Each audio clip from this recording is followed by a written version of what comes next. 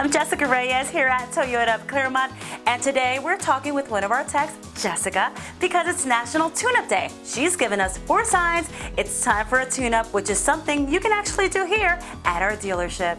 One of the signs that you would need a tune-up, your spark plugs changed, would be decreased fuel efficiency. You'll notice your gas isn't really going as far as you want it to go. People who actually use their trip A and trip B on the odometer, you'll notice that you're getting 25 mpgs for, the first few months that you get your car, and you're getting 16 all of a sudden. What's going on? The second sign that you're gonna need a tune-up pretty soon is your engine is really rough. It doesn't feel right. Either you're accelerating past the next stoplight or you're sitting at a red light.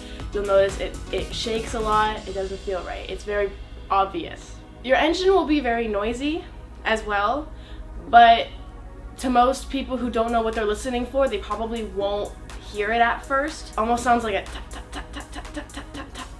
It's not really considered a knocking or a pinging, it's just a tapping. Finally, the final sign would be a check engine light.